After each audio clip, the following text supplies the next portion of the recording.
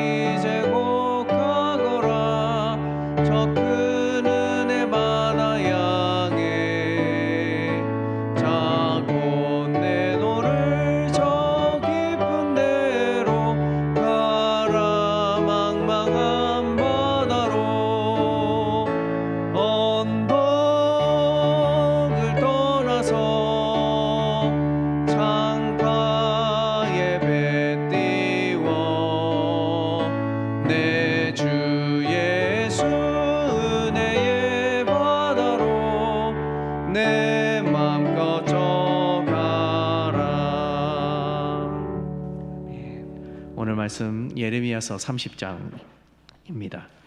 예레미야 30장 1절에서 11절의 말씀을 함께 보도록 하겠습니다. 예레미야서 30장 1절에서 11절의 말씀입니다. 교독하도록 하시겠습니다. 제가 먼저 1절을 읽겠습니다. 여호와께로부터 말씀이 예레미야에게 임하여 이르시니라.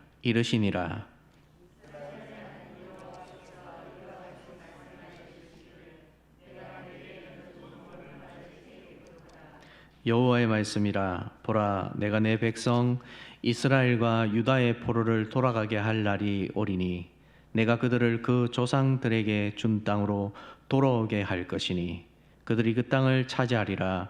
여호와께서 말씀하시니라.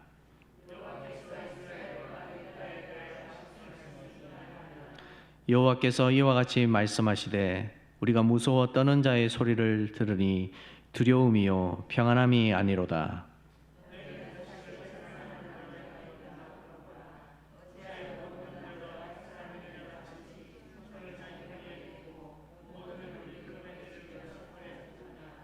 슬프다 그날이여, 그와 같이 엄청난 날이 없으리라. 그날은 야곱의 환난의 때가 됨이로다. 그러나 그가 환난에서 구하여 냄을 얻으리로다.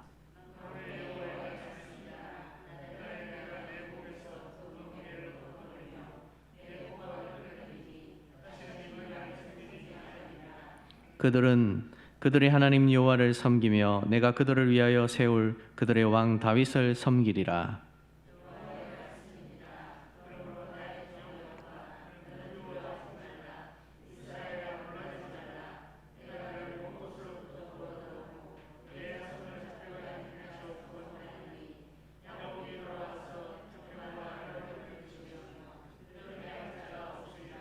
함께 읽겠습니다.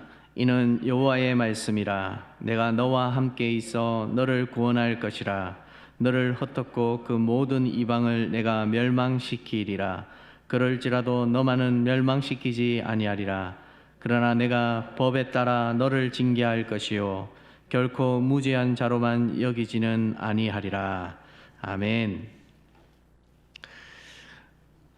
남유다의 백성들은 자신의 죄악을 깨달지 못하고 하나님이 보내주신 선지자의 말씀에도 돌이키지 못하였습니다.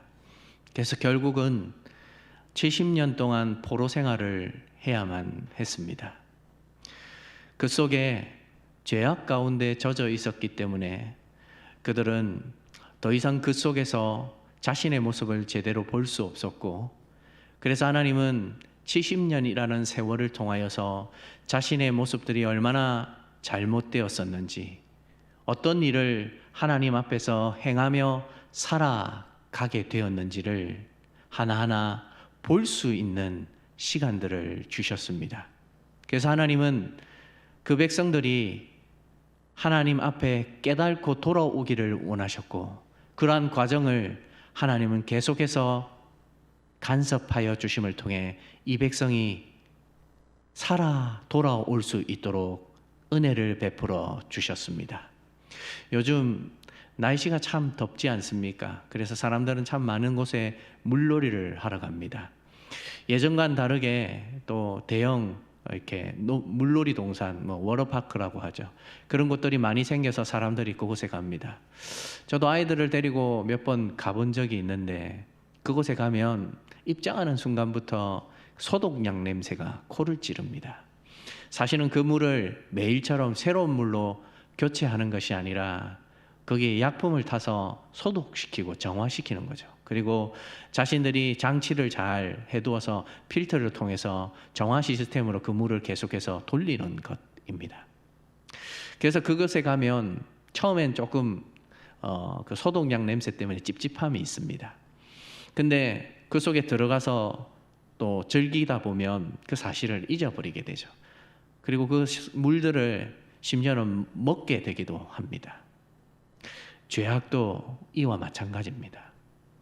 처음엔 조금 마음이 언짢은 것 같고 하면 안 되는 것 같고 그곳에 가면 안 될 것 같은데, 금방이라도 그 속에 들어가 버리면 그 삶에 젖어서 자신이 무엇을 잘못하고 있는지, 어떤 부분에 있어서 하나님이 원하지 아니하시는 부분으로 살아가고 있는지조차 생각해 보지 않고 살아갑니다.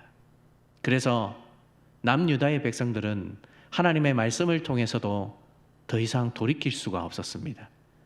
그 속에 젖어 있는 삶이 당연한 것이요, 자신들의 기준에는 전혀 이상이 없는 삶이었기 때문입니다.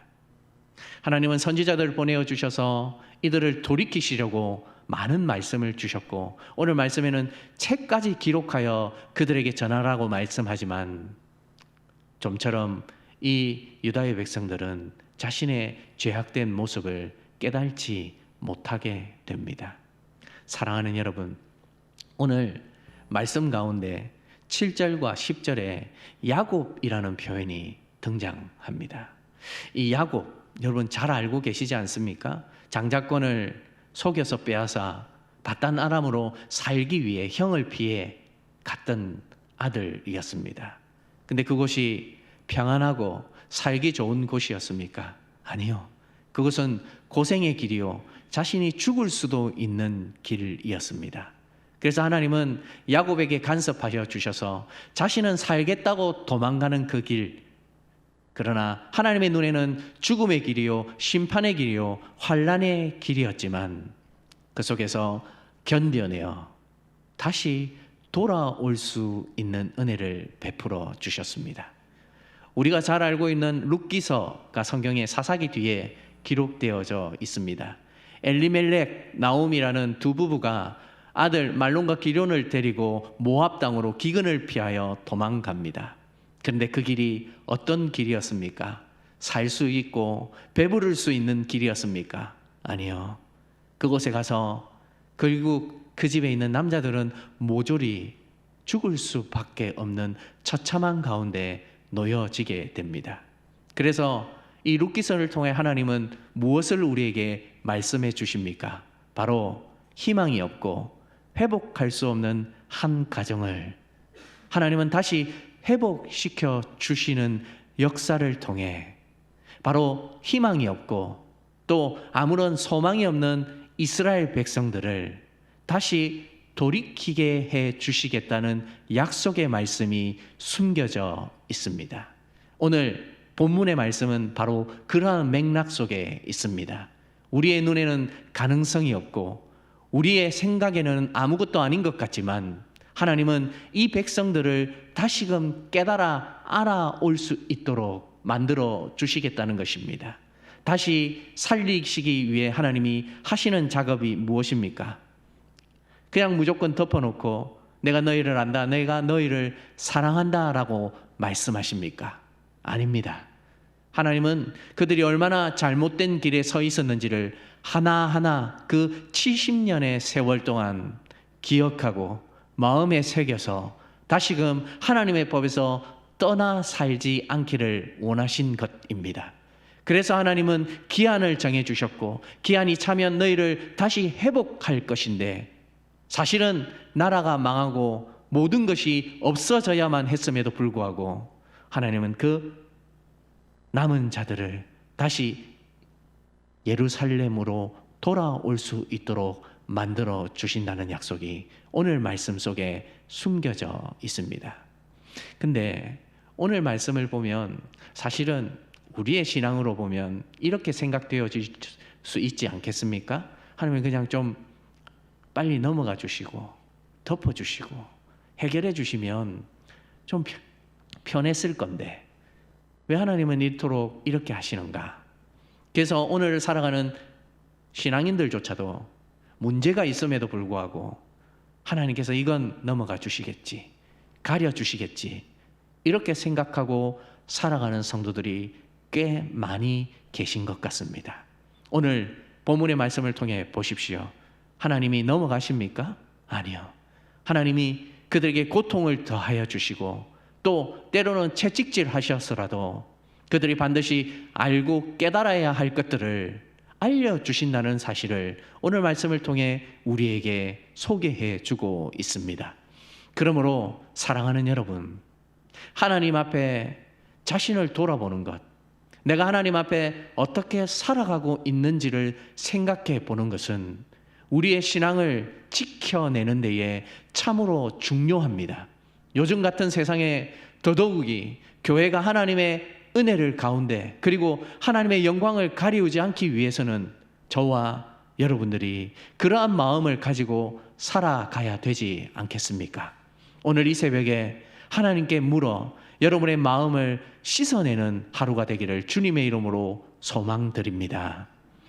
오늘 말씀은 계속해서 이어집니다. 내가 너희를 회복시켜 주기는 줄 터인데 그냥 회복은 시켜주는 것이 아니라 너희가 그 죄악에서 깨닫고 돌아와야만 한다고 말씀하고 있습니다. 여러분, 하나님에게는 방법이 있습니다. 하나님에게는 모든 삶을 통해서 우리를 회복시켜 주실 수 있는 놀라운 지혜도 있습니다. 그런데 하나님께서 우리의 생각처럼 단번에 행하시지 아니하고 기다리십니다. 왜 기다리십니까? 우리가 망가질 수 있기 때문입니다. 하나님이 그냥 덮어놓고 우리를 구원해 주시면 우리는 다시 죄악의 길로 들어갈 수밖에 없습니다. 요즘 저희 두 딸들이 인근에 있는 공원에 가서 애기 고양이에게 먹이를 줍니다. 저희가 그 애기 고양이를 보았을 때는 버려진 것처럼 보였습니다. 그래서 혹시 요즘 그런 문제로 심각하니까 그 공원에 있는 관리사무소를 찾아갔습니다. 그리고 또 그것에서 청소하시는 분에게도 이야기했습니다. 우연찮게 먹이를 주다가 그 주변에 있는 고양이들에게 먹이를 주는 분도 만났습니다. 그러면서 이 고양이가 주인 없이 버려진 고양이, 아주 아기 때부터 눈도 뜨기 전에 버려졌던 고양이라는 것을 알게 되었습니다. 저희 아이들이 불쌍해서 자기들의 용돈을 내어서 사료를 샀습니다. 그리고 매일 저녁마다 이제 정해진 시간에 가서 먹이를 줍니다. 처음엔 굉장히 경계했습니다. 근데 며칠 가다 보니 이 아이가 저희들을 알아보기 시작하더니 막 달려오는 거예요. 모습만 보면 막 달려와서 저희들 가까이에 옵니다. 그러면 실컷 배부를 수 있도록 먹이를 줍니다. 그리고 혹이라도 목이 마를까 봐 옆에 물도 둡니다.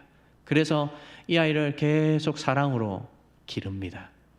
제가 그걸 가만히 보면서 마음속에 솔직히 데려와서 키웠으면 참 좋겠다라는 생각도 하게 되었습니다. 근데 제가 제 생각에 제 뜻에 좋아서 무조건 데려다가 키우게 되면 어떤 일이 벌어질까요? 아마 지금까지 살아온 모든 것을 다 떠나서 그 아기 고양이는 새로운 환경에 적응해야 합니다. 그러다 보면 많은 스트레스에 시달리게 되고 또 저희가 예기치 못하는 상황 가운데 치닫게 되어질 수도 있습니다. 그래서 저희도 조심하고 그 새끼 고양이도 저희를 어디까지 신뢰하고 믿어야 할지도 마음속으로 정해야 하기 때문에 만약 그러한 일들을 계획하고 한다면 꾸준히 그 아이와 관계를 가지고 또 우리의 마음이 어떠는지를 보여주고 그를 우리를 신뢰하고 믿고 따라올 수 있도록 해주어야만 바로 그 새끼 고양이를 입양할 수 있지 않겠습니까? 물론 제 주변의 상황도 허락해야 되고 때도 맞아야 되겠지요. 하나님은 어떠실까요? 우리에게 무조건 잘해 주시기만 해서 우리를 데려다가 하나님 곁에 두실 수 있으실까요? 하나님은 우리가 하나님 곁에 살아가기를 원하십니다. 그런데 우리의 마음이 준비되지 못하고 우리의 모습을 씻음도 없는데 어찌 하나님 옆에 가서 살아갈 수 있겠습니까? 일시적으로는 가능하겠죠.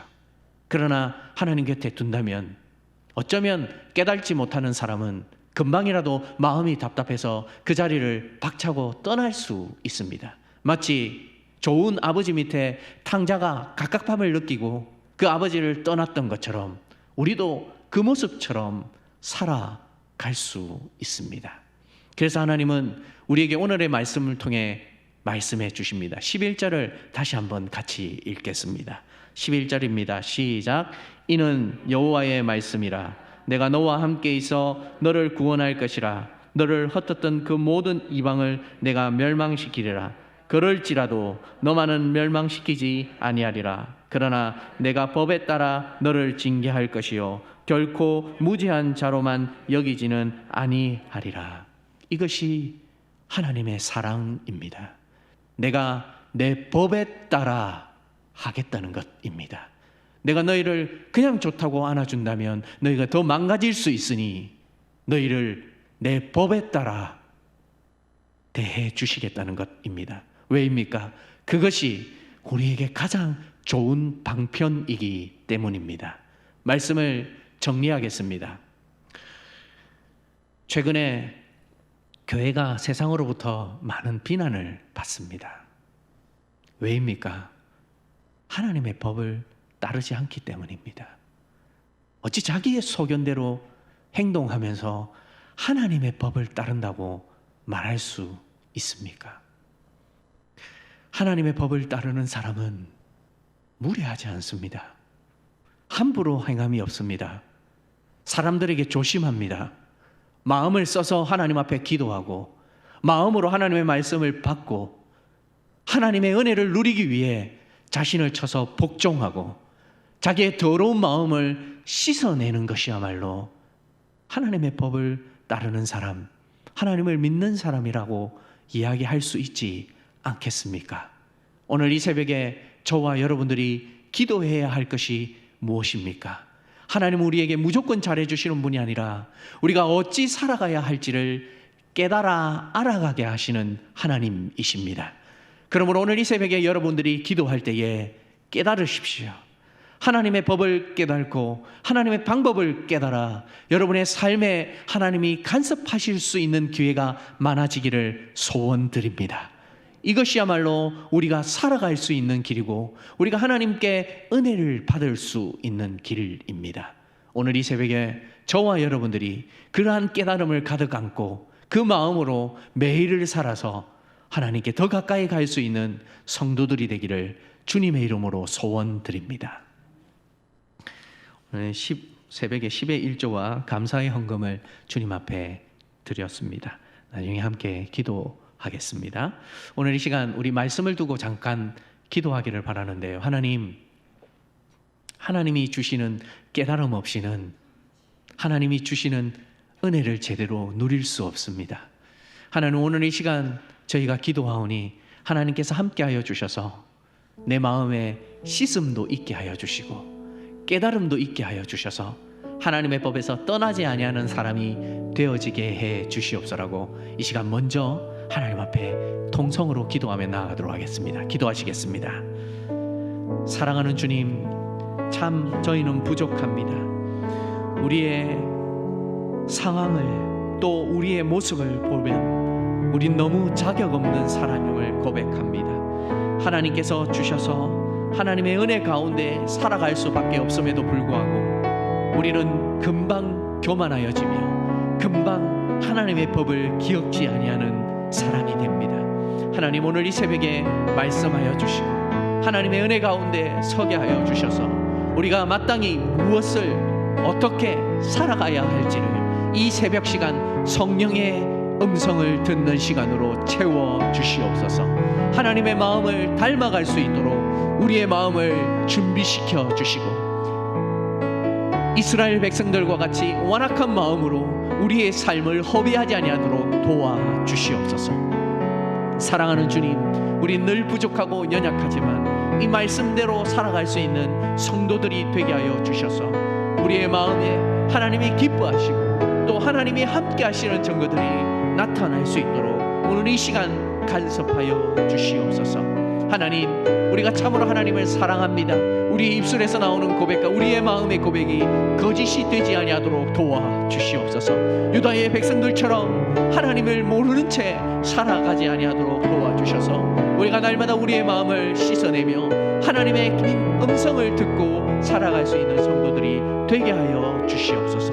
그리하여 주님을 더 많이 가까이 다가갈 수 있는 자들이 되게 하여 주시고 우리의 마음이 준비되어서 하나님의 마음을 사모하고 하나님의 뜻을 사모하는 성도들이 되게 하여 주시옵소서.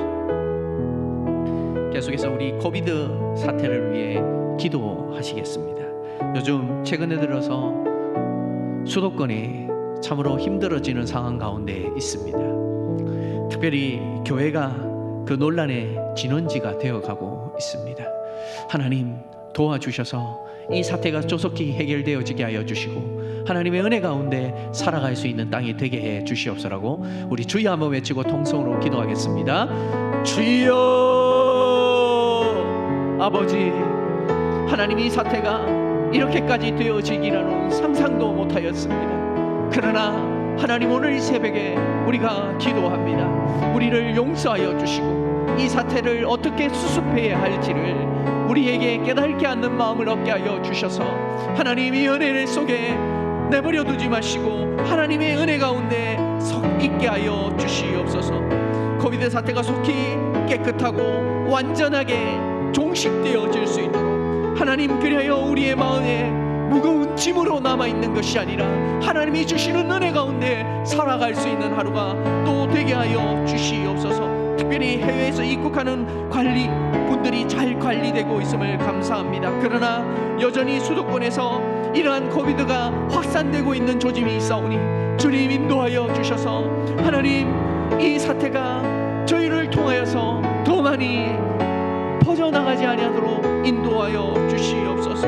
심각하게 하나님, 많은 부분들이 문제 속에 들어가지 않게 하여 주시고 교회가 날마다 이 사태를 두고 기도하고 있는 중에 있사오니 하나님이 주시는 은혜 가운데 살게 하여 주시옵소서. 백신과 치료제가 속히 개발되어지게 하여 주셔서 속히 일상의 삶으로 돌아가게 하여 주시고, 하나님의 은혜가 더 많은 가운데 있게 하여 주셔서 하나님 이 속에서 우리가 어찌 살아가야 할지, 또 하나님의 은혜를 어떻게 간구해야 할지를 찾아갈 수 있는 귀한 시간들이 되어지게 하여 주시옵소서.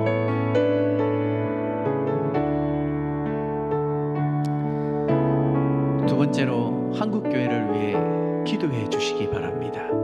참으로 많은 답답함들이 있습니다. 하나님, 왜 이렇게 되었는지 우리 스스로도 돌아보아야 할 것 같습니다. 어찌 이것이 한 사람의 잘못으로 이어졌겠습니까? 지금까지 이러한 모양으로 되어진 것은 우리 모두의 잘못입니다. 하나님, 한국교회가 복음의 본질로 돌아가게 하여 주시고, 진영 논리에 빠져있지 않게 하여 주시고, 교회의 사명을 잘 깨달아 건강한 교회가 되게 하여 주시고, 모든 성도들이 그리스도다움을 회복하는 은혜가 되어지게 해달라고 다시 한번 통성으로 기도하며 나가도록 하겠습니다. 사랑하는 주님, 한국교회가 참으로 많은 비난을 받고 있습니다. 하나님, 이 속에서 우리가 어떻게 다시 복음으로 돌아가야 할지, 본질로 나아가야 할지를 깨달는 시간이 되게 하여 주시옵소서. 세상의 조롱거리가 되지 아니하도록 도와주시옵소서. 우리가 두려운 것은 여호와의 이름이 망령되이 일컬음을 받을까 두렵습니다. 혹이라도 우리의 잘못을 통하여 하나님의 이름이 더럽혀질까 참으로 답답합니다. 하나님, 도와주셔서 우리 스스로 하나님의 이름을 망령되이 일컫지 아니하도록 도와주시옵소서. 또한 한국교회가 진영 논리에 갇혀서 하나님 편이 나누어지지 아니하도록 도와주시옵소서. 우리는 하나님의 은혜 가운데 모여있는 종들입니다. 하나님, 더 많은 은혜가 있어야 함에도 불구하고 우리는 그 은혜 속에서 무조건이라는 신앙으로 살아갑니다. 그러나 하나님, 그 은혜 속에 하나님이 주실 수밖에 없는 상황으로 우리를 준비시켜 주시고, 우리의 마음이 잘 예비되어질 수 있는 은혜가 있게 하여 주시옵소서.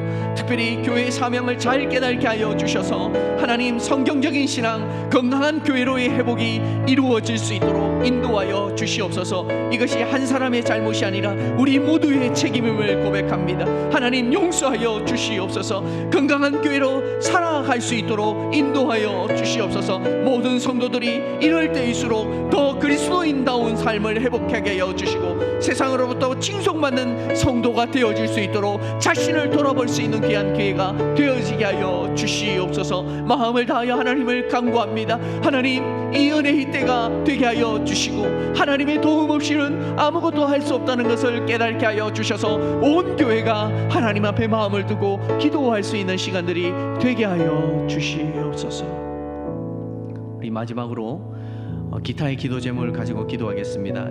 SFC 수련회가 계속 이어지고 있습니다. 위에서 기도해 주시고, 성도들의 삶 가운데 어려움들이 있을 것입니다. 하나님의 뜻을 묻는 기도의 시간들이 되어질 수 있도록, 또 코비드와 홍수로 어려움을 겪는 교회와 또 목회자들과 성도들이 있습니다. 위에서 기도해 주시고, 차별금지법이 폐지되도록 이 기도의 제목을 가지고 다시 한번 기도하겠습니다. 사랑하는 주님, 참 우리의 손에만 맡기지 마시고 하나님의 은혜 가운데 이 어려운 상황을 속히 해결되어지는 은혜 가운데 있게 하여 주시옵소서. 특별히 우리 청소년들이 저녁마다 하나님의 말씀을 듣고 배웁니다. 하나님, 그들의 마음이 잘 준비되어질 수 있도록 도와주시고, 하나님, 그들이 말씀을 통하여 믿음의 보배가 되어질 수 있도록 도와주시고, 그들이 잘 준비됨을 통하여 하나님의 은혜 가운데 그리스도의 군사답게 훈련되어질 수 있도록 도와주시옵소서. 성도들의 삶 가운데도 어려운 문제들 하나하나 있습니다. 하나님 가운데 역사하여 주셔서 그들이 이럴 때일수록 더 기도할 수 있도록 도와주시고, 그러한 하나님의 기도를 통하여 하나님의 뜻을 찾아갈 수 있는 은혜가 있게 하여 주시옵소서. 하나님, 코비드와 홍수로 인하여 어려움을 겪는 교회들과 목회자들과 성도들이 있습니다. 이를 통하여 하나님 더 어려움 속에 처하지 아니하도록 도와주시고, 차별금지법이 또한 폐지됨을 통하여서 하나님이 이 땅이 하나님의 마음으로 살아갈 수 있는 귀한 마음으로 세워지게 하여 주시옵소서.